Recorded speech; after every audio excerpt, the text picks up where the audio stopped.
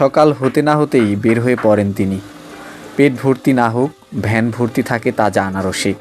ভ্যানে সাজানো পাকা রসালো আনারস, যার প্রতিটায় যেন মিশে আছে তার দিনের আশা ভরসা।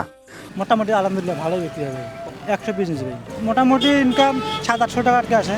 এগুলো অধিকাংশ হলে মধুপুর থেকে এসে বিক্রি মোটামুটি আর কি, মানে এলাকা সিজন পরে নাই, আরও দেরি আছে। তো এখন আলহামদুলিল্লাহ ভালো আছে বিক্রি ওতে। দিনাজপুরের খানসামায় রাস্তায় এক মোড় থেকে আরেক মোড়, জীবিকার খোঁজে তার এই ভ্রাম্যমান সফর চলে সারাদিন।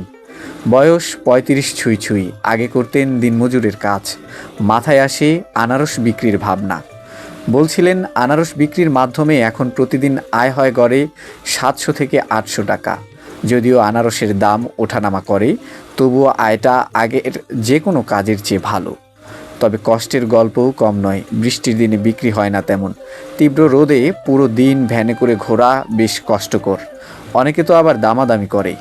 50 টাকার আনারস 30 টাকায় চায়। তাও মালিক হাসি মুখেই বলেন, এটাই আমার দোকান, এই রাস্তাই আমার বাজার। শুধু তিনি একা নয়, দিনাজপুরে এখন অনেকেই এভাবেই আনারস বিক্রি করে চলছেন। আগে যারা বেকার ছিলেন তারা এখন নিজের পায়ে দাঁড়ানোর চেষ্টা করছেন। চাহিদা আছে, লাভ আছে, তাই এ পেশাও দিন দিন জনপ্রিয় হয়ে উঠছে। যেখানে ছোট ছোট উদ্যোগ থেকেও জীবন বদলে দেওয়া সম্ভব, সেখানে প্রয়োজন শুধু সাহস, ইচ্ছা আর একটু সহায়তা।